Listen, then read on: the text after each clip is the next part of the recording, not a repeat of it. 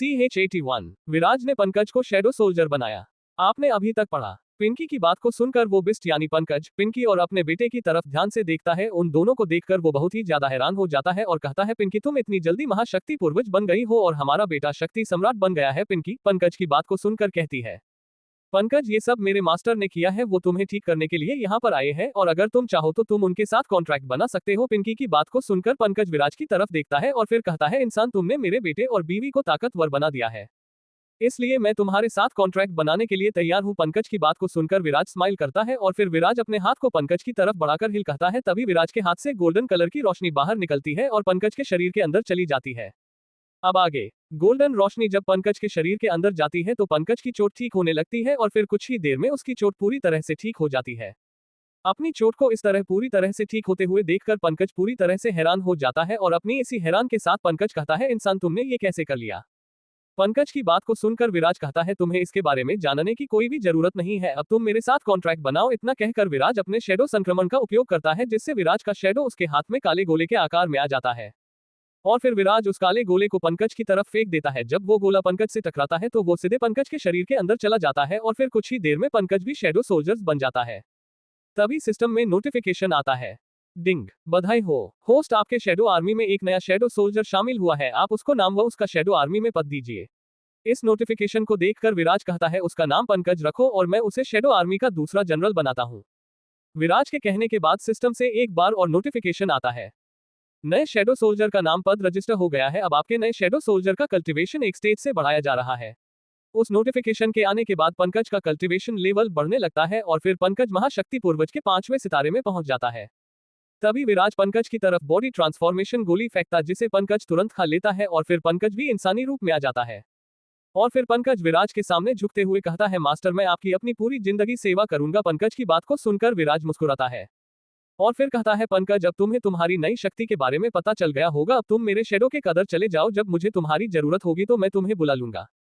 विराज की बात को सुनकर पंकज, पिंकी और समीर विराज के शैडो के अंदर चले जाते हैं। तभी शालिनी विराज के अंगूठी से निकलती है और फिर शालिनी विराज से कहती है, विराज अब तुम्हारा क्या प्लान है, तुम अब कहां जाओगे। शालिनी की बात को सुनकर विराज मुस्कुराता है और फिर विराज कहता है, मास्टर अब हम अगले दिव्य रोशनी को ढूंढने के लिए टाइगर डेजर्ट जाने वाले हैं, लेकिन इस बार हम टेलीपोर्ट नहीं होंगे क्योंकि क्वीन मेडुसा को हमारे आने के बारे में पता चल जाएगा और वो हम पर हमला करने के लिए आ सकती है। विराज की बात को सुनकर शालिनी विराज को कहती है, विराज तुम सही कह रहे हो, हमें टेलीपोर्ट करके टाइगर डेजर्ट नहीं जाना चाहिए, हमारे लिए अभी नागोरा के लोगों से दुश्मनी करना अच्छा नहीं है। शालिनी की बात को सुनकर विराज कहता है, हो मास्टर हमें नागोरा के लोगों से दुश्मनी करना अच्छा नहीं है और अब हमें वहां के लिए निकलना चाहिए, लेकिन पहले हमें स्पिरिट स्टोन के जगह पर वापस जाना होगा क्योंकि अभी तक वहां के स्पिरिट स्टोन की खुदाई पूरी तरह से हो गई होगी। इतना कहकर विराज अपने हाथ में चाकू लेकर अपने सामने टेलीपोर्टेशन पोर्टल बना देता है, जिसके बाद दो पोर्टल के अंदर चले जाते हैं और फिर जब दोनों पोर्टल के बाहर निकलते हैं तो वो दोनों देखते हैं कि वहां के स्पिरिट स्टोन की खुदाई लगभग पूरी तरह से हो गई है। ये देखकर विराज सभी स्पिरिट स्टोन को अपने स्टोरेज रिंग में रख लेता है, लेकिन अभी भी वहां पर बहुत सारे स्पिरिट स्टोन खुदाई करके निकाला जा सकता था, इसलिए विराज वहां पर एक फॉर्मेशन लगा देता है जिससे वहां की एनर्जी लीक ना हो और बाद में विराज वहां की खुदाई करके स्पिरिट स्टोन को फिर से निकाल सके। वहां पर फॉर्मेशन लगाने के बाद विराज ड्रिलिंग मशीन फिर से कार में बदल देता है और फिर विराज कार के पास जाकर बैठने ही वाला था कि तभी विराज को याद आता है कि उसके पास अभी 3 लकी ड्राव और 4 फ्री स्पिन करने का मौका है। अब आगे क्या होगा, तो रीडर्स आपको को क्या लगता है क्या होगा इस नॉवल में आगे ये जानने के लिए पढ़ते रहिए battle of the novel world के अगले चैप्टर सिर्फ और सिर्फ पॉकेट नॉवल ऐप पर। और हाँ, अगर चैप्टर पसंद आया हो तो लाइक और कमेंट जरूर कर देना, इससे मुझे भी अगले चैप्टर्स को लिखने में मजा आता है। CH82 अनटाइटल्ड चैप्टर आपने अभी तक पढ़ा, जिसके बाद 2 पोर्टल के अंदर चले जाते हैं और फिर जब दोनों पोर्टल के बाहर निकलते हैं तो वो दोनों देखते हैं कि वहां के स्पिरिट स्टोन की खुदाई लगभग पूरी तरह से हो गई है। ये देखकर विराज सभी स्पिरिट स्टोन को अपने स्टोरेज रिंग में रख लेता है, लेकिन अभी भी वहां पर बहुत सारे स्पिरिट स्टोन खुदाई करके निकाला जा सकता था, इसलिए विराज वहां पर एक फॉर्मेशन लगा देता है जिससे वहां की एनर्जी लीक ना हो और बाद में विराज वहां की खुदाई करके स्पिरिट स्टोन को फिर से निकाल सके। वहां पर फॉर्मेशन लगाने के बाद विराज ड्रिलिंग मशीन फिर से कार में बदल देता है और फिर विराज कार के पास जाकर बैठने ही वाला था कि तभी विराज को याद आता है कि उसके पास अभी 3 लकी ड्राव और 4 फ्री स्पिन करने का मौका है। अब आगे ये याद आते ही विराज सिस्टम को कहता है, सिस्टम मुझे अभी अपने सभी स्पिनों को करना। विराज ने इतना ही कहा था कि तभी विराज के चारों ओर का दृश्य बदल जाता है और उसके सामने स्पिन बोर्ड आ जाता है और फिर तभी सिस्टम से नोटिफिकेशन आता है, डिंग, होस्ट क्या आप अपने चारों फ्री स्पिन का उपयोग करना चाहते हैं और नहीं। सिस्टम के नोटिफिकेशन को देखकर विराज कहता है, हो सिस्टम तुम मेरे सभी फ्री स्पिन का उपयोग करो। विराज के इतना कहने के बाद स्पिन घूमने लगता है और फिर स्पिन बोर्ड का नुकीला हिस्सा एक तकनीक के सामने रुकता है जिसका नाम स्वर्गीय पथ की चाल थी। जिसके बाद स्पिन बोर्ड फिर से घूमने लगता है और फिर इस बार स्पिन बोर्ड का नुकीला हिस्सा एक और तकनीक के सामने रुकता है जिसका नाम असैसिनाट था। जिसके बाद स्पिन बोर्ड फिर से घूमने लगता है और फिर इस बार स्पिन बोर्ड का नुकीला हिस्सा गोली के सामने रुकता है जिसका नाम बोन सर्कुलेशन पिल था। विराज उस गोली को देखकर बहुत ही ज्यादा खुश हो जाता है क्योंकि शालिनी के शरीर को बनाने के लिए बोन सर्कुलेशन पिल बहुत ही ज्यादा जरूरी थी।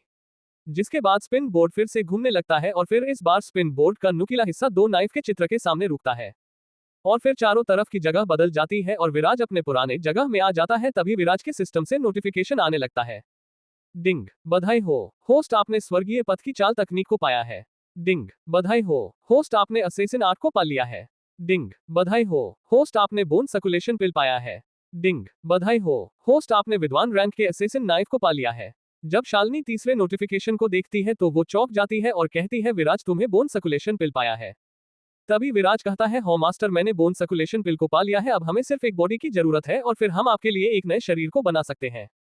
विराज की बात को सुनकर शालिनी बहुत ही ज्यादा खुश हो जाती है। तभी विराज अपने स्टोरेज रिंग से स्वर्गीय पथ की चाल तकनीक को और असैसिन तकनीक को निकाल लेता है। जिसके बाद विराज उन दोनों तकनीक को अपने सिस्टम में कॉपी कर लेता है और फिर उन दोनों तकनीक को आपस में मिला देता है जिससे एक नई तकनीक बन जाती है जिसका नाम स्वर्गीय असैसिन की चाल थी। उस तकनीक को देखकर विराज के चेहरे में स्माइल आ जाती है, लेकिन विराज अभी उस तकनीक को नहीं सीखता है क्योंकि अभी भी उस तकनीक में बहुत सारे दोष थे। लेकिन विराज स्वर्गीय पथ की चाल और असैसिन तकनीक को सीख लेता है। जिसके बाद विराज शालिनी की तरफ देखते हुए कहता है, मास्टर, अब हमें यहाँ से जाना चाहिए। विराज ने अपने लकी ड्राव का उपयोग अभी इसलिए नहीं किया था क्योंकि विराज को पृथ्वी के वीडियो गेम से इन सब चीजों के बारे में पहले से पता था। विराज जानता था कि लकी ड्राव से वो अपने सबसे जरूरी सामान को निकाल सकता है जो उसके मुश्किल वक्त में काम आएगा। जिसके बाद वो दोनों वहां से निकल जाते हैं। वहीं इधर जाने वक्त विराज कार को ऑटोमेटिक ड्राइविंग मोड में डाल देता है और फिर अपने बगल में बैठी हुई शालिनी को पकड़कर अपने गोद में बैठा देता है। विराज को ऐसा करते हुए देखकर शालिनी हड़बड़ा जाती है और फिर विराज की तरफ देखती है। तभी विराज शालिनी के चेहरे को पकड़ लेता है और शालिनी को किस करने लगता है।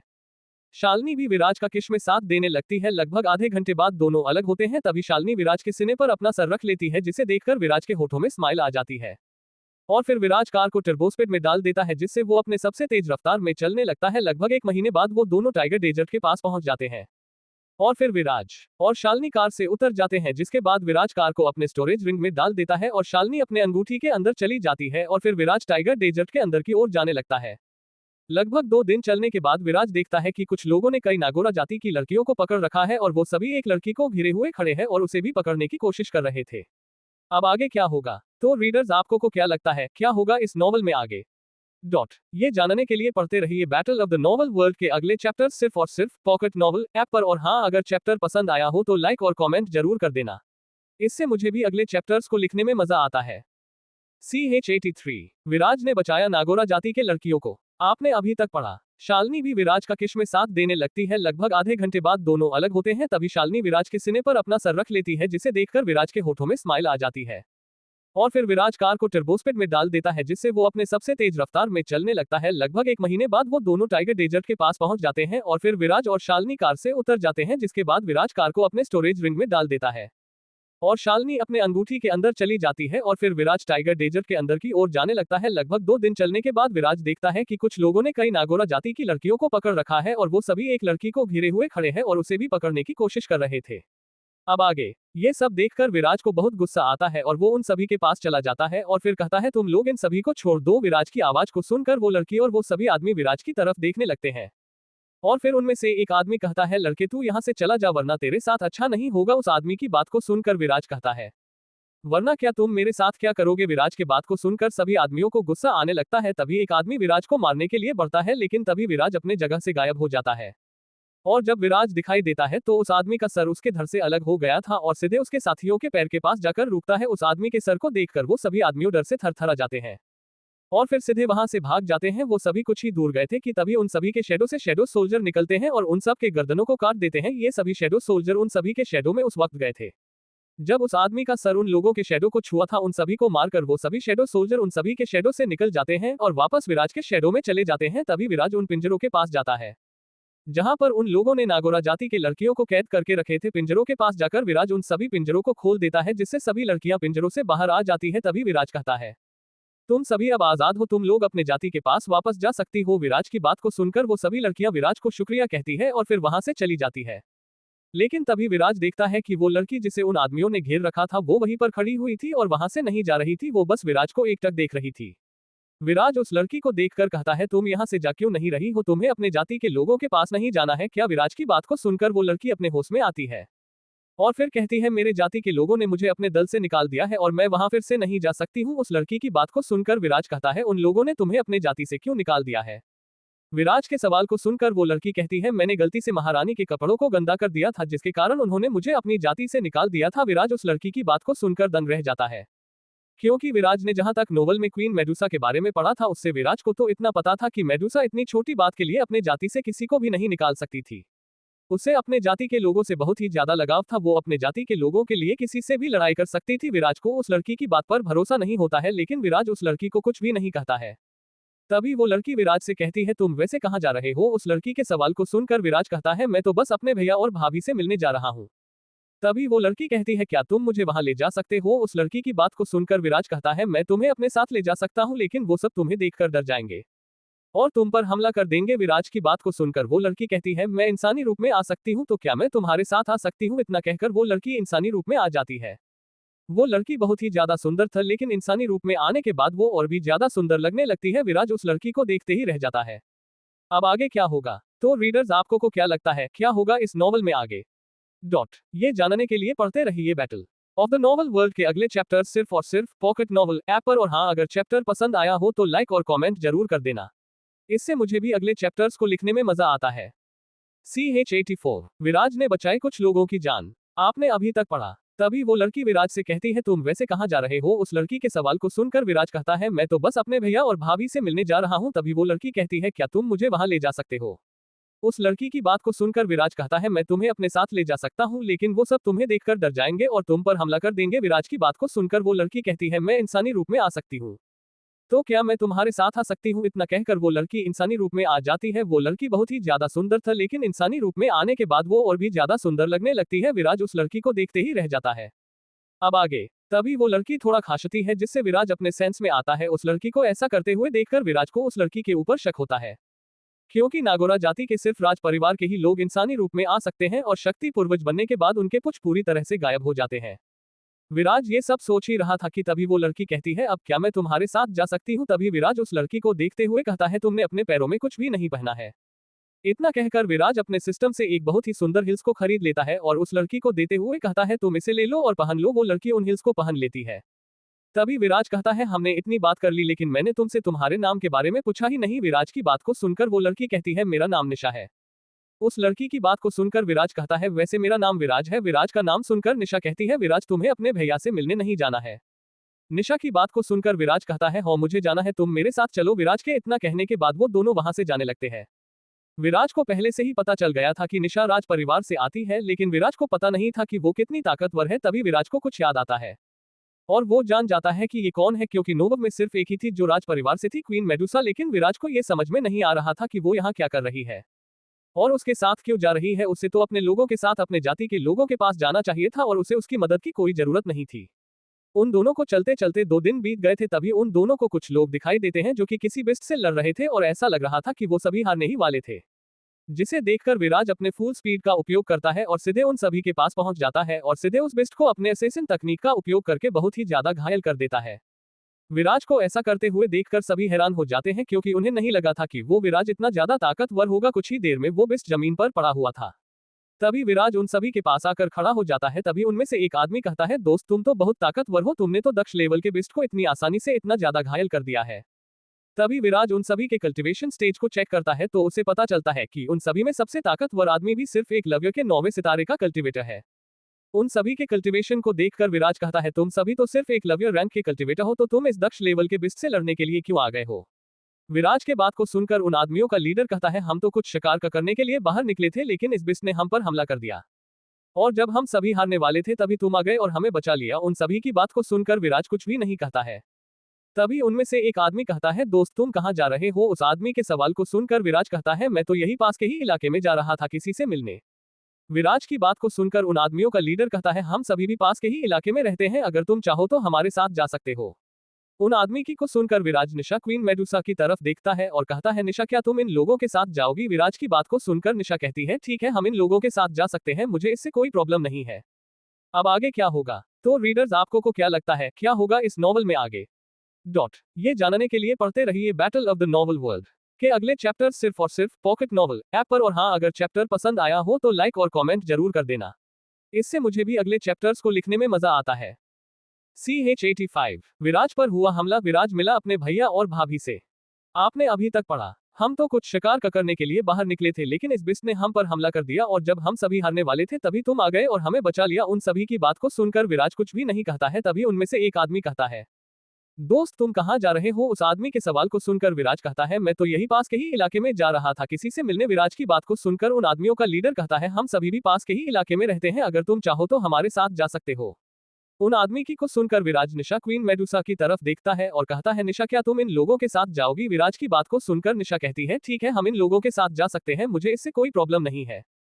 अब आगे निशा के हो कहने के बाद विराज उन आदमियों की तरफ देखते हुए कहता है ठीक है हम तुम लोगों के साथ चलेंगे। विराज की बात को सुनकर सभी बहुत खुश हो जाते हैं और फिर सभी वहां से चले जाते हैं। वो सभी लगभग शाम तक उस जगह में पहुंच जाते हैं। वहां पहुंचने के बाद उनमें से एक आदमी कहता है दोस्त तुम हमारे साथ चलो, तुमने हमारी जान बचाई है, तुम हमारे साथ कुछ दिन रहोगे तो हमें अच्छा लगेगा। उस आदमी के बात को सुनकर विराज कहता है मैं यहाँ पर अपने बड़े भाई से मिलने आया हूँ इसलिए मैं तुम्हारे साथ नहीं जा सकता हूँ।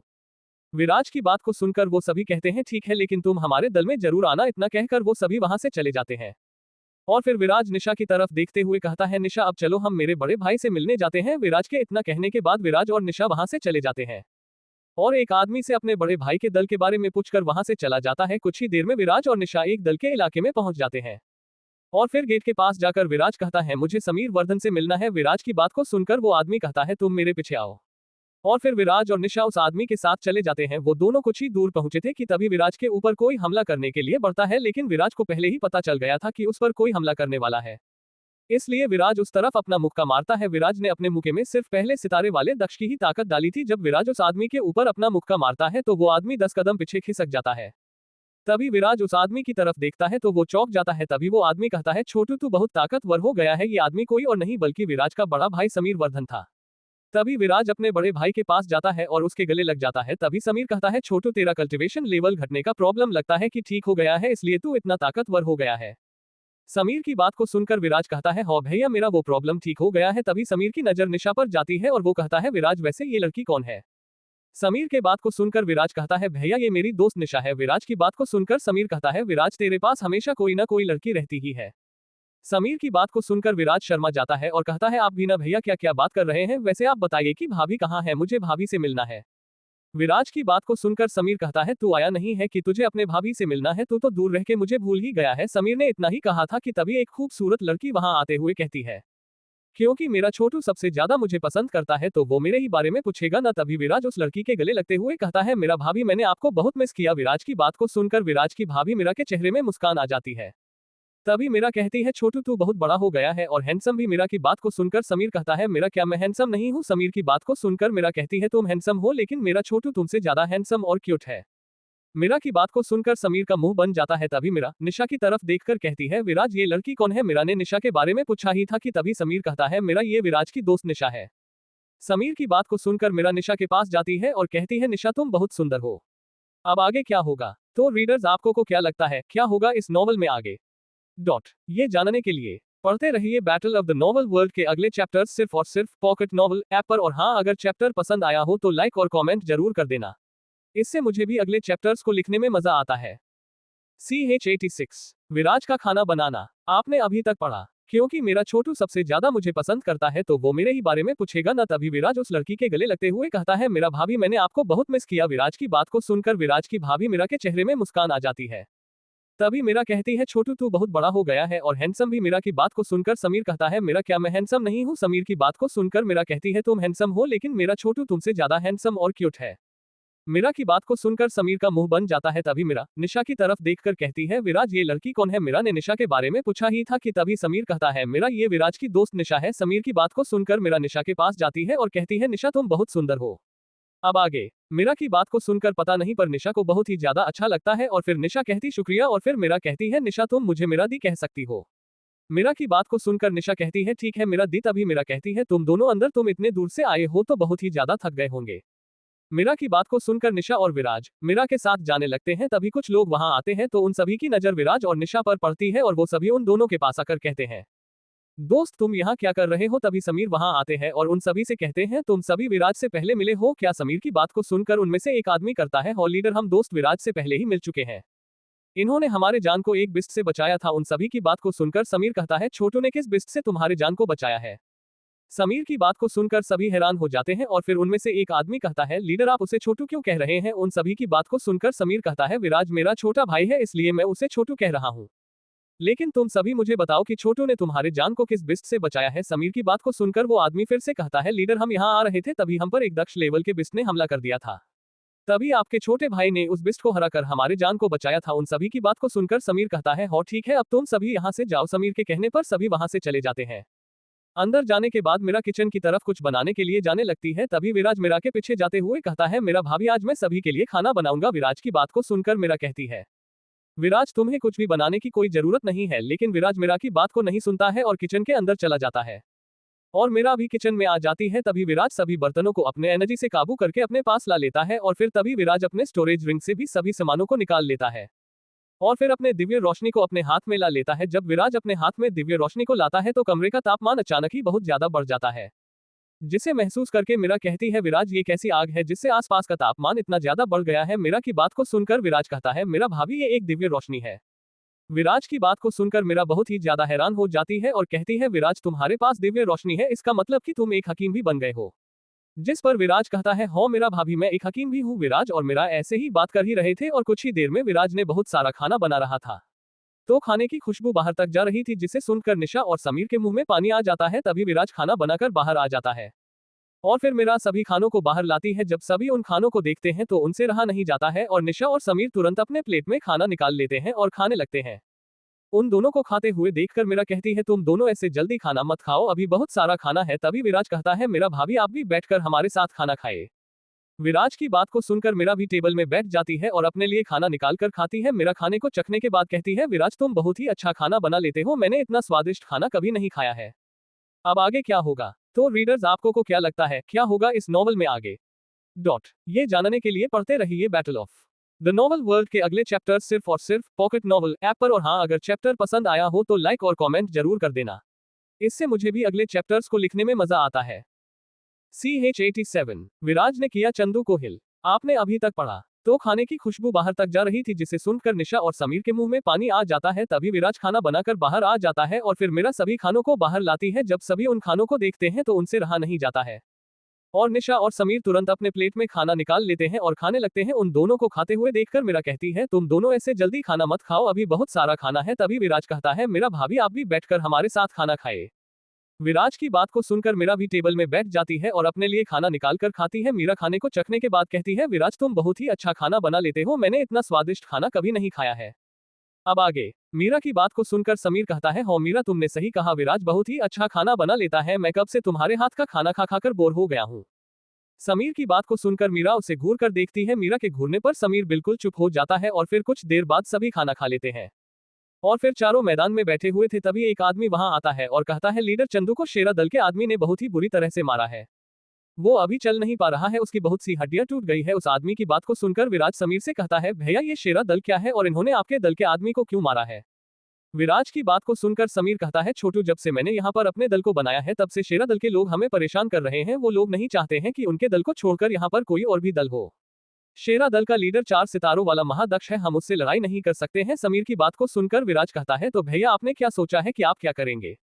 विराज की बात को सुनकर समीर कहता है, छोटू हम अभी शेरा दल के लीडर का कुछ भी नहीं कर सकते हैं, वो मुझसे बहुत ही ज्यादा ताकतवर है, हम सिर्फ अभी चंदू का इलाज किसी हकीम से करा सकते हैं। समीर की बात को सुनकर विराज कहता है, भैया इसकी कोई जरूरत नहीं है, आप मुझे चंदू के पास ले जाइए, मैं उसे ठीक कर दूंगा।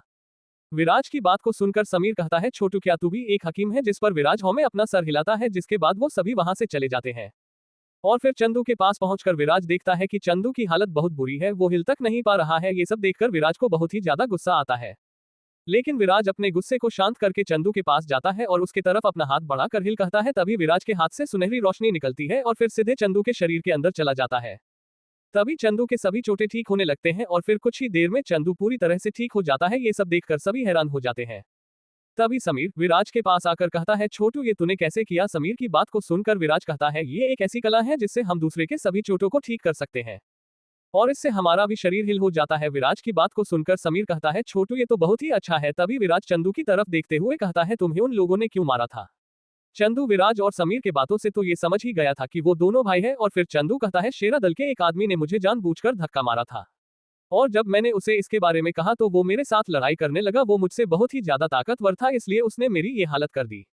चंदू की बात को सुनकर विराज को बहुत ही ज्यादा गुस्सा आने लगता है, जिससे सभी को उसके ताकत का प्रेशर हो रहा था, जिसे महसूस करके विराज अपने आप को शांत करता है और अपने शक्तियों को भी काबू कर लेता है। और फिर चंदू को देखते हुए कहता है, मुझे शेरा दल के निवास के पास ले जाओ।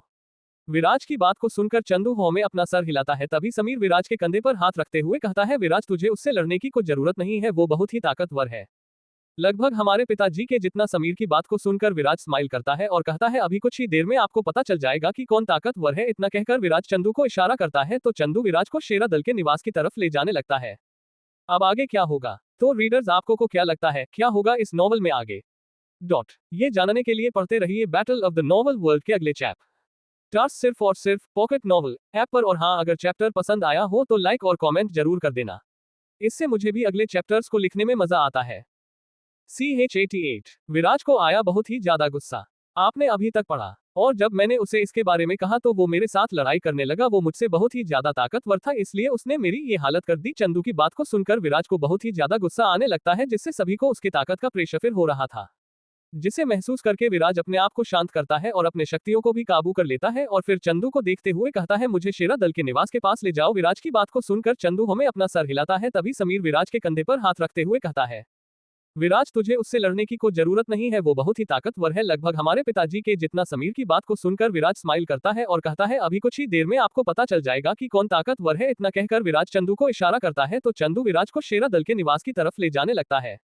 अब आगे कुछ ही देर में विराज शेरा दल के निवास के सामने पहुंच जाता है और फिर बहुत ही तेज आवाज में कहता है, शेरा दल के लीडर तुम बाहर आओ। विराज की आवाज शेरा दल के अंदर तक गई थी और फिर कुछ ही देर में शेरा दल का लीडर बाहर आ जाता है और कहता है, किसने मुझे चिल्लाकर बुलाया है? जिस पर विराज कहता है, मैंने तुम्हें बुलाया है। विराज की आवाज को सुनकर वो विराज की तरफ देखता है तो उसे विराज के साथ वर्धन दल के बहुत से लोग दिखाई देते हैं और फिर वो हंसते हुए कहता है, तुम लोगों की इतनी हिम्मत कि तुम लोगों ने मुझे चिल्लाकर बुलाया है, लगता है कि तुम लोगों को आज मेरे हाथों से मरना है। तभी वो मीरा की तरफ देखता है और कहता है, मीरा तुम मेरे पास आ जाओ, मैं तुम्हें रानी की तरह रखूंगा। जब से मैंने तुम्हें देखा था तब से मैं तुम्हें पसंद करने लगा हूँ, इसीलिए ही मैं वर्धन दल के लोगों से लड़ाई करने के लिए अपने दल के लोगों को कहता हूँ, जिससे दोनों दल के लोगों के बीच लड़ाई हो जाए और मैं सभी को मारकर तुम्हें अपना बना लूं। शेरा दल के लीडर जोरावर की बात को सुनकर मीरा उसे घिन भरी नजरों से देखती है और वही निशा को जोरावर की बात को सुनकर बहुत ही ज्यादा गुस्सा आ रहा है। पर वही जोरावर को ये नहीं पता था कि उसने ये बात करके कितनी बड़ी गलती की है। जोरावर की बात को सुनकर विराज का आंख लाल हो गया था। अब विराज जोरावर को जिंदा ही छोड़ दे तो बहुत बड़ी बात होगी। मीरा विराज के लिए उसके मौं के समान थी। विराज की मौं बचपन में ही मर चुकी थी, लेकिन जब मीरा ने समीर से शादी की थी तब से उसने विराज को मीरा के रूप में अपनी मां मिल गई थी। मीरा ने भी विराज को कभी मौं की कमी होने नहीं दिया था। विराज को इस दुनिया में आने के बाद पुराने विराज की पूरी याददाश्त मिली थी, जिससे वो भी मीरा के लिए वही फील करता था।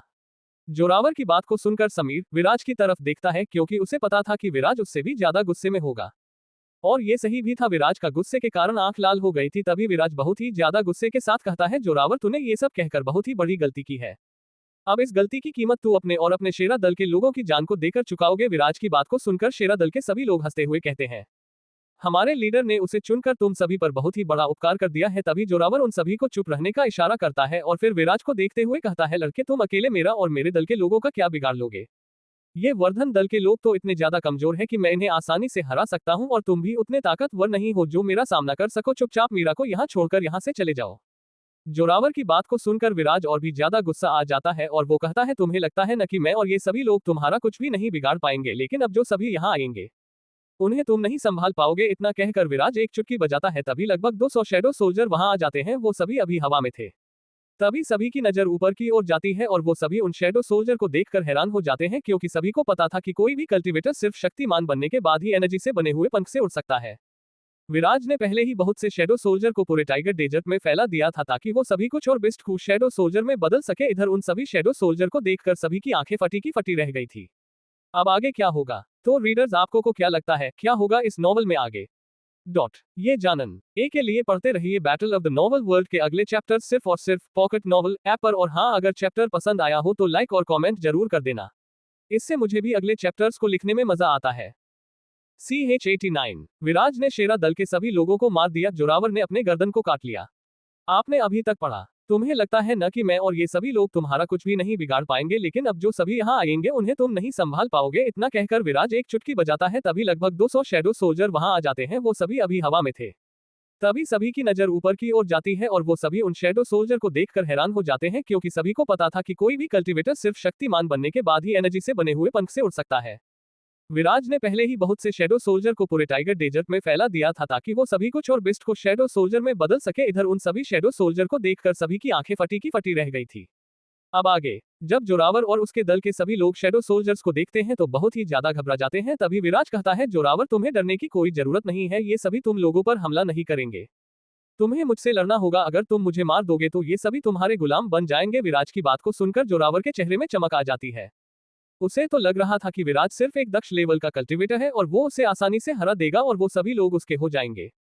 लेकिन तभी विराज अपने एक हाथ में सफेद शीत दिव्य रोशनी को ला लेता है और अपने दूसरे हाथ में बाकी सभी दिव्य रोशनियों से बने दिव्य रोशनी को ला लेता है। जब वो दोनों दिव्य रोशनी विराज के हाथ में आती है तो सभी को गर्मी और ठंड एक साथ महसूस होती है और तभी विराज उन दोनों दिव्य रोशनियों को शेरा दल के लोगों की तरफ फेंक देता है। तभी सभी देखते हैं कि शेरा दल के आधे लोगों बर्फ में जम गए थे और वही आधे लोग आग से जल रहे। ये सब देखकर वहां पर इकट्ठा हुए सभी लोगों का दिल दहल गया था। उन सभी के पैर कांप रहे थे और उन्होंने अपने आंखों को बंद कर लिया था, लेकिन उन सभी के कानों में उन सभी के चीखने की आवाज आ रहा था। ये सब देखकर जोरावर भी बहुत ही ज्यादा डर गया था और फिर कुछ ही देर में उन सभी की चीखें बंद हो जाती है, क्योंकि वो सभी जलकर राख बन गए थे और बाकी के आधे लोग जो जमे हुए थे वो सभी टूटकर बिखर जाते हैं, जिससे उन सभी की भी मौत हो जाती है। तभी विराज एक डेविल स्माइल करते हुए कहता है, तुम आज बहुत बड़ी गलती की है। इतना कहकर विराज अपने जगह से गायब हो जाता है और सीधे जोरावर के सामने आ जाता है। अभी विराज बहुत ही ज्यादा गुस्सा था, इसलिए उसकी दिव्य रोशनी भी पहले से ताकतवर हो गई थी। जोरावर के पास जाने के बाद विराज जोरावर के दोनों हाथ को तोड़ देता है, जिसके कारण बहुत ही जोर से चिल्लाता है और फिर विराज जोरावर के दोनों पैर को भी तोड़ देता है, जिससे जोरावर जमीन में गिर जाता है और फिर दर्द से कराहने लगता है। और तभी विराज अपने हाथ में दिव्य रोशनी को ला लेता है और फिर जोरावर को जलाने लगता है, जिससे जोरावर का शरीर जलने लगता है और जलने के दर्द के कारण जोरावर चिल्लाने लगता है। लेकिन जब जोरावर जलकर लगभग मरने ही वाला था कि तभी विराज जोरावर की तरफ अपना हाथ बढ़ाकर हिल कहता है और तभी जोरावर का शरीर पूरी तरह से ठीक हो जाता है। लेकिन तभी विराज जोरावर को फिर से दिव्य रोशनी से जलाने लगता है। ये सब देखकर सभी को जोरावर के ऊपर दया आ रही थी। तभी मीरा कहती है, छोटू तू अब जोरावर को छोड़ दे, लेकिन विराज मीरा की बातों को नहीं मानता है और जोरावर को जलाना जारी रखता है। इतना ज्यादा दर्द सहने के कारण जोरावर भी अपने मन में सोच रहा होगा कि उसे मीरा के साथ वो बातें नहीं कहनी चाहिए थी। वो बिना मतलब विराज से दुश्मनी कर बैठा, जिससे उसे शांति से मौत भी नसीब नहीं हो रही है। लेकिन जोरावर के सोच बेखबर विराज तो जोरावर को बार बार ठीक करके उसे दिव्य रोशनी से फिर से जला रहा था। विराज को इस तरह जोरावर को टॉर्चर करते हुए देखकर सिस्टम भी ये सोच रहा होगा कि उसे विराज को ये ताकत नहीं देना चाहिए था। वो दूसरों को ठीक करने से ज्यादा इस शक्ति का उपयोग लोगों को टॉर्चर करने के लिए करता है।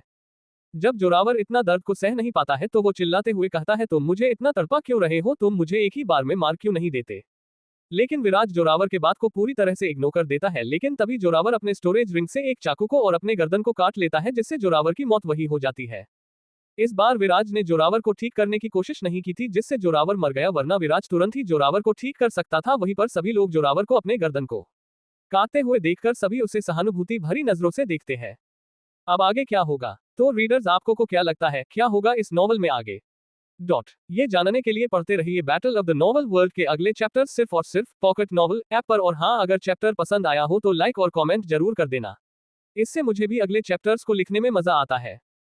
CH90 विराज की दिव्य रोशनियां आपने अभी तक पढ़ा, उसे विराज को ये ताकत नहीं देना चाहिए था। वो दूसरों को ठीक करने से ज्यादा इस शक्ति का उपयोग लोगों को टॉर्चर करने के लिए करता है। जब जोरावर इतना दर्द को सह नहीं पाता है तो वो चिल्लाते हुए कहता है, तुम मुझे इतना तड़पा क्यों रहे हो, तुम मुझे एक ही बार में मार क्यों नहीं देते।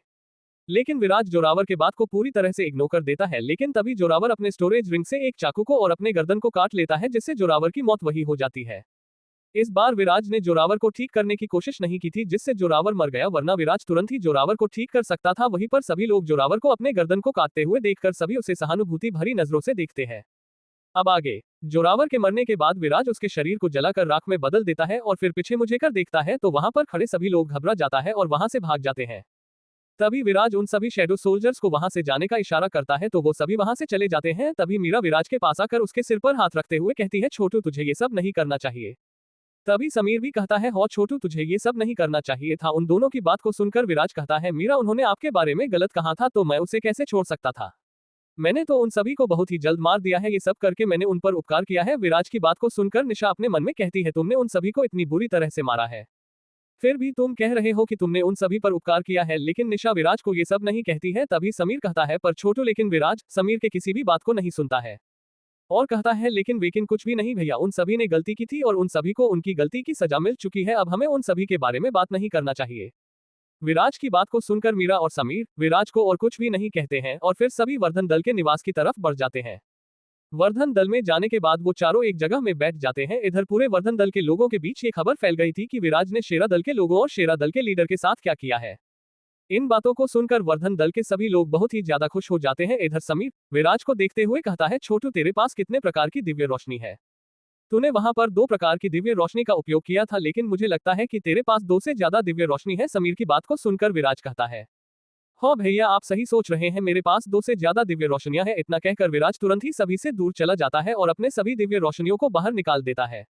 विराज के पंख वाले दिव्य रोशनी के छोर सभी विराज के हाथ में आ जाते हैं और लास्ट में 8 बंजर भूमि दिव्य रोशनी पंख के रूप में विराज के पीछे आ जाती है और फिर तुरंत ही विराज सभी दिव्य रोशनियों को अपने शरीर के अंदर वापस ले लेता है। विराज ने सुनहरा बादशाह दिव्य रोशनी और विध्वंसक दिव्य रोशनी को बाहर नहीं लाया था, फिर भी उन दोनों दिव्य रोशनियों को छोड़कर विराज के पास 4 दिव्य रोशनी और एक बेस्ट रोशनी थी। विराज के सभी दिव्य रोशनियों को देखकर वो सभी बहुत ही ज्यादा हैरान हो गए थे और खासकर निशा तो सबसे ज्यादा शॉक्ड हो गई थी। उसने कभी भी नहीं सुना था कि कोई भी कल्टीवेटर एक से ज्यादा दिव्य रोशनी को अपने शरीर के अंदर रख सकता हो, पर उसके आंखों के सामने विराज 5 प्रकार के दिव्य रोशनी को दिखाया था। विराज की बेस्ट रोशनी दिव्य रोशनी के ही जितनी ताकतवर थी, इसलिए निशा को लगा था कि वो भी कोई दिव्य रोशनी होगी। तभी समीर कहता है, छोटू हमने सुना है कि कोई भी कल्टीवेटर सिर्फ एक ही दिव्य रोशनी को अपने शरीर के अंदर रख सकता है, और अगर वो अपने शरीर में दूसरी दिव्य रोशनी को रखने की कोशिश करता है तो दिव्य रोशनी के आपस में टकराने के कारण वो मर भी सकता है। समीर की बात को सुनकर विराज कहता है, भैया ये सब मैं अपने कल्टीवेशन तकनीक के कारण कर पाया हूँ। विराज की बात को सुनकर मीरा कहती है, छोटू तू कभी भी अपने कल्टीवेशन तकनीक के बारे में दूसरों मत बताना, वरना तेरे जान को खतरा होगा। मीरा की बात को सुनकर विराज कहता है, मीरा भाभी आप इस बात की चिंता मत करिए, मैं किसी को भी अपने कल्टीवेशन तकनीक के बारे में नहीं बताऊंगा, और वैसी भी मेरी ताकत बहुत ही ज्यादा है, इसलिए मुझे बहुत से कल्टीवेटरों की चिंता करने की कोई भी जरूरत न ही है। अब आगे क्या होगा तो रीडर्स आपको को क्या लगता है क्या होगा इस नॉवल में आगे ये जानने के लिए पढ़ते रहिए battle of the novel world के अगले चैप्टर सिर्फ और सिर्फ पॉकेट नॉवल ऐप पर। और हाँ, अगर चैप्टर पसंद आया हो तो लाइक और कमेंट जरूर कर देना, इससे मुझे भी अगले चैप्टर्स को लिखने में मजा आता है। CH91 विराज निकला दिव्य रोशनी की खोज में, आपने अभी तक पढ़ा। तभी समीर कहता है, छोटू हमने सुना है कि कोई भी कल्टीवेटर सिर्फ एक ही दिव्य रोशनी को अपने शरीर के अंदर रख सकता है, और अगर वो अपने शरीर में दूसरी दिव्य रोशनी को रखने की कोशिश करता है तो दिव्य रोशनी के आपस में टकराने के कारण वो मर भी सकता है। समीर की बात को सुनकर विराज कहता है, भैया ये सब मैं अपने कल्टीवेशन तकनीक के कारण कर पाया हूँ। विराज की बात को सुनकर मीरा कहती है, छोटू तू कभी भी अपने कल्टीवेशन तकनीक के बारे में दूसरों मत बताना, वरना तेरे जान को खतरा होगा। मीरा की बात को सुनकर विराज कहता है, मीरा भाभी आप इस बात की चिंता मत करिए, मैं किसी को भी अपने कल्टीवेशन तकनीक के बारे में नहीं बताऊंगा, और वैसी भी मेरी ताकत बहुत ही ज्यादा है, इसलिए मुझे बहुत से कल्टीवेटरों की चिंता करने की कोई भी जरूरत नहीं है। अब आगे विराज की बात को सुनकर वो सभी विराज को और कुछ भी नहीं कहते हैं, और फिर विराज वापस अपने जगह में बैठ जाता है और अपने सिस्टम को खोलकर सभी नोटिफिकेशनों को देखने लगता है जो तब आए से जब विराज ने शेरा दल के लोगों को मारा था। डिंग, आपने 90 एकलव्य रैंक के कल्टीवेटरों को मारा है, इसलिए आपको 24 लाख एक्सपीरियंस पॉइंट मिलता है। आपने 3 वर्ष दक्ष रैंक के कल्टीवेटरों को मारा है, इसलिए आपको 2 लाख एक्सपीरियंस पॉइंट मिलता है। डिंग, आपने 1 महादक्ष रैंक के कल्टीवेटर को मारा है, इसलिए आपको 1 लाख एक्सपीरियंस पॉइंट मिलता है। विराज इन सभी नोटिफिकेशनों को देख ही रहा था कि तभी मीरा विराज को हिलाते हुए कहती है, विराज तुम कहाँ खो गए। मीरा की बात को सुनकर विराज कहता है, मीरा भाभी मैं कुछ सोच रहा था। विराज की बात को सुनकर समीर कहता है, विराज तुम किस बारे में सोच रहे थे। समीर की बात को सुनकर विराज कहता है, भैया मैं एक और दिव्य रोशनी के बारे में सोच रहा था जो यही टाइगर डेजर्ट में ही है। विराज की बात को सुनकर समीर कहता है, छोटू तुझे वो दिव्य रोशनी किस जगह में है ये पता है क्या। समीर की बात को सुनकर विराज कहता है, हो मुझे उस दिव्य रोशनी की एग्जैक्ट लोकेशन पता है। विराज की बात को सुनकर मीरा और समीर एक साथ कहते हैं, तो छोटू तुझे उस दिव्य रोशनी को जल्द से जल्द खोज लेना चाहिए, उस दिव्य रोशनी से तू अपने कल्टीवेशन लेवल को भी बढ़ा सकता है। उन दोनों की बात को सुनकर विराज कहता है, भैया और भाभी मैं भी यही सोच रहा था कि मुझे उस दिव्य रोशनी को जल्द से जल्द खोज लेना चाहिए और उसे कंट्रोल कर लेना चाहिए। और फिर समीर कहता है, तो छोटू चल हम सभी उस दिव्य रोशनी को ढूंढने जाते हैं। समीर की बात को सुनकर विराज कहता है, ठीक है भैया हम सभी कल सुबह वहां चलेंगे। विराज की बात को सुनकर सभी हॉ में अपना सर हिला देते हैं और फिर सभी कुछ देर बातें करते हैं और फिर खाना खाकर सभी सो जाते हैं। अगली सुबह सभी दिव्य रोशनी को खोजने के लिए निकल जाते हैं। जब विराज उस जगह के लगभग पास पहुंच जाता है तो विराज कहता है, सभी लोग रुक जाओ, यहीं पर वो दिव्य रोशनी है। विराज की बात को सुनकर सभी रुक जाते हैं और फिर तभी समीर विराज के पास आता है और फिर विराज से कहता है, विराज दिव्य रोशनी कहाँ है? तभी विराज स्माइल करते हुए कहता है, भैया दिव्य रोशनी यही है। इतना कहकर विराज अपने हाथ को हिलाता तो तुरंत जमीन हिलने लगता है और फिर जमीन में दरार आने लगता है, जिसे देखकर सभी बहुत ही ज्यादा घबरा जाते हैं और वहां से दूर हट जाते हैं। लेकिन विराज और निशा वहां से नहीं हटते हैं। तभी समीर और मीरा चिल्लाते हुए कहते हैं, विराज और निशा तुम दोनों वहां से हट जाओ वरना तुम दोनों उस दरार में गिर जाओगे। लेकिन विराज और निशा वहां से नहीं हटते हैं। तभी जमीन पूरी तरह से फट जाता है तो विराज हवा में ऊपर उठने लगता है और निशा भी पंखों की मदद से हवा में उड़ने लगती है। उन दोनों को देखकर सभी हैरान हो जाते हैं। तभी वहां पर लावा दिखाई देने लगता है तो विराज कहता है, निशा तुम इस लावा के अंदर मत आना वरना तुम मर भी सकती हो। इतना कहने के बाद विराज अपने पूरे शरीर में दिव्य रोशनी को फैला देता है और फिर सीधा उस लावा के अंदर जाने को होता है कि तभी अंदर से एक अग्नि और पत्थर से बना गोलम बाहर आता है, जिसे देखकर विराज सभी को चिल्लाते हुए कहता है, सभी लोग यहाँ से चले जाओ। लेकिन तभी वो गोलम विराज पर हमला करता है, जिससे विराज थोड़ी दूर फेंका जाता है। लेकिन विराज को इससे कुछ भी नहीं होता है। तभी शालिनी कहती है, विराज इसने बहुत ही ज्यादा आध्यात्मिक ऊर्जा को सोख लिया है, इसलिए इसकी ताकत बहुत ही ज्यादा बढ़ गई है। शालिनी ने इतना ही कहा था कि तभी विराज को दूर से लगभग 5 लोग अपनी ओर आते हुए दिखाई देते हैं, जिसे देखकर विराज कहता है, अब आगे क्या होगा? तो रीडर्स आपको को क्या लगता है क्या होगा इस नॉवल में आगे? ये जानने के लिए पढ़ते रहिए battle of the novel world के अगले चैप्टर सिर्फ और सिर्फ पॉकेट नॉवल ऐप पर। और हाँ, अगर चैप्टर पसंद आया हो तो लाइक और कमेंट जरूर कर देना, इससे मुझे भी अगले चैप्टर्स को लिखने में मजा आता है। CH92 विराज के ऊपर हमला आपने अभी तक पढ़ा। निशा तुम इस लावा के अंदर मत आना वरना तुम मर भी सकती हो। इतना कहने के बाद विराज अपने पूरे शरीर में दिव्य रोशनी को फैला देता है और फिर सीधा उस लावा के अंदर जाने को होता है कि तभी अंदर से एक अग्नि और पत्थर से बना गोलम बाहर आता है, जिसे देखकर विराज सभी को चिल्लाते हुए कहता है, सभी लोग यहाँ से चले जाओ। लेकिन तभी वो गोलम विराज पर हमला करता है, जिससे विराज थोड़ी दूर फेंका जाता है। लेकिन विराज को इससे कुछ भी नहीं होता है। तभी शालिनी कहती है, विराज इसने बहुत ही ज्यादा आध्यात्मिक ऊर्जा को सोख लिया है, इसलिए इसकी ताकत बहुत ही ज्यादा बढ़ गई है। शालिनी ने इतना ही कहा था कि तभी विराज को दूर से लगभग 5 लोग अपनी ओर आते हुए दिखाई देते हैं, जिसे देखकर विराज कहता है, अब आगे। ये तो सभी शक्ति सम्राट है नहीं, इनमें से सिर्फ 3 ही शक्ति सम्राट है। बाकी के 2 लोगों का तो कल्टीवेशन बहुत ही कम है, सिर्फ महादक्ष का पहला सितारा। लेकिन ये सभी यहाँ क्यों आ रहे हैं? लेकिन विराज उन सभी पर कोई भी ध्यान नहीं देता है और अपने एनर्जी से एक भाला बनाता है और अपने ब्लू स्काई आई को एक्टिव कर देता है, जिससे विराज को उस गोलम के अंदर उसका कोर यानी कि दिव्य रोशनी दिखाई दे रहा था।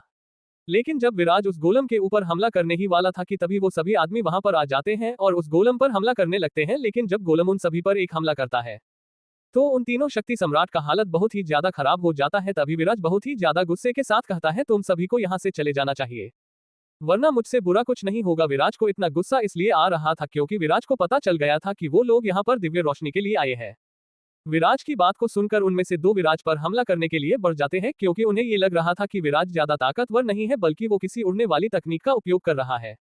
उन दोनों को अपने तरह हमला करने के लिए आते हुए देखकर विराज के होठों में एक डेविल स्माइल आ जाती है और फिर विराज अपने थंडर बॉडी आर्ट्स का उपयोग करता है, जिससे विराज के शरीर से थंडर निकलने लगता है और फिर विराज उस आदमी को एक मुक्का मारता है, जिससे उस आदमी को एक जोरदार बिजली के झटके के साथ बहुत ही ताकतवर मुक्का लगता है, जिससे उस आदमी की पसलियां टूट जाती है और वो जमीन में जाकर गिरता है।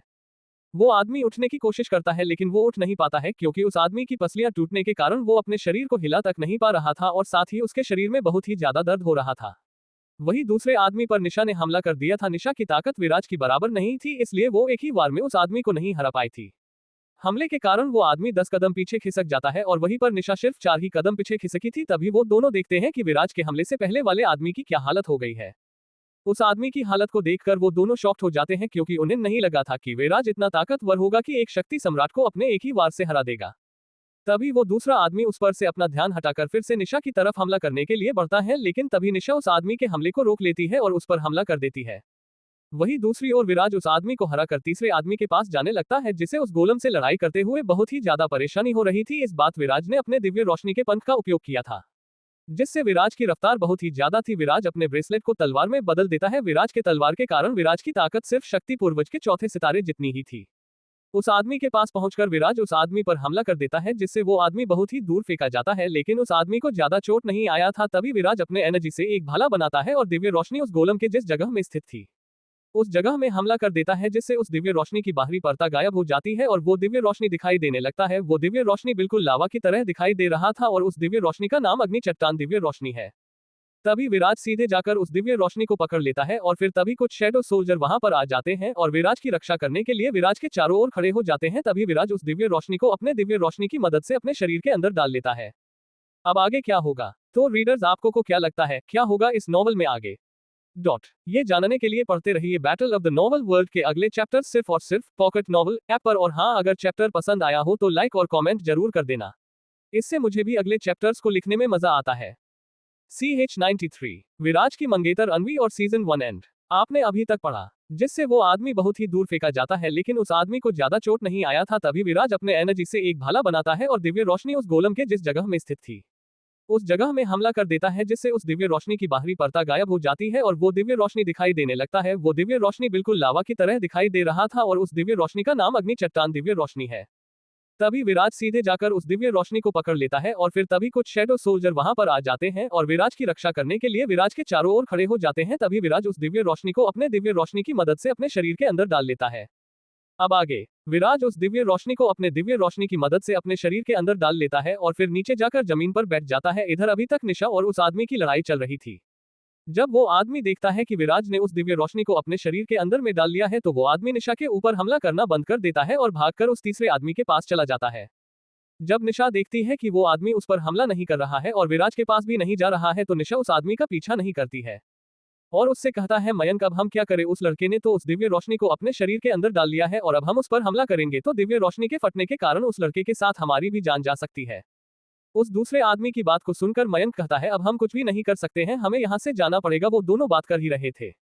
वही दूसरी ओर उन तीनों के साथ आए दो और लोग, जिसमें से एक लड़की थी और दूसरा एक लड़का था, वो दोनों उन सभी के फाइट को देख रहे थे। तभी वो लड़की उस दूसरे लड़के से पूछती है, सीनियर ब्रदर वो लड़का बहुत ही ज्यादा ताकतवर है, उसने एक शक्ति सम्राट को अपने एक ही मुक्के से हरा दिया है। भले ही वो सिर्फ एक सितारे वाला शक्ति सम्राट था लेकिन उन्हें हराना बहुत ही ज्यादा मुश्किल है। उस लड़की की बात को सुनकर वो दूसरा लड़का कहती है, अनवी तुमने सही कहा, वो लड़का बहुत ही ज्यादा ताकतवर है, मेरे ख्याल से वो 9 सितारे वाला शक्ति सम्राट है, इसलिए ही उसने हमारे मास्टर के दोस्त को एक ही मुक्के में हरा दिया है। उस लड़के की बात को सुनकर वो लड़की यानी अनवी कहती है, सीनियर ब्रदर आपने सही कहा, वो लड़का जरूर 9 सितारे वाला शक्ति सम्राट है। वो दोनों बहुत ही ज्यादा दूर थे इसलिए उन्होंने विराज की शक्ल नहीं देखा था और विराज ने भी जब उन सभी को आते हुए देखा था तो उसने अपने सिस्टम से रूप बदलने वाले तकनीक को खरीद लिया था और विराज ने अपने रूप को बदल लिया था जिससे कोई भी उसे पहचान न पाए और हुआ भी ऐसा ही, विराज को कोई भी नहीं पहचान पाता है। तभी उस अनवी को थोड़ी दूर पर कुछ लोग दिखाई देते हैं। तभी वो उन सभी की तरफ इशारा करते हुए कहती है, सीनियर ब्रदर वहां पर कुछ लोग हैं। अनवी की बात को सुनकर अनवी का सीनियर ब्रदर जिसका नाम दक्ष था कहता है, लगता है कि वो सभी यहाँ से गुजर रहे थे कि तभी उन लोगों ने यहाँ पर हो रही लड़ाई को देख लिया था, जिसके कारण वो सभी बहुत ही ज्यादा डर गए होंगे और वहां पर छिप गए हैं। लेकिन तभी अनवी को उन सभी के बीच में मीरा और समीर दिखाई दे जाते हैं, जिन्हें देखकर अनवी कहती है, उन लोगों के साथ तो समीर वर्धन और उनकी पत्नी मीरा वर्धन है।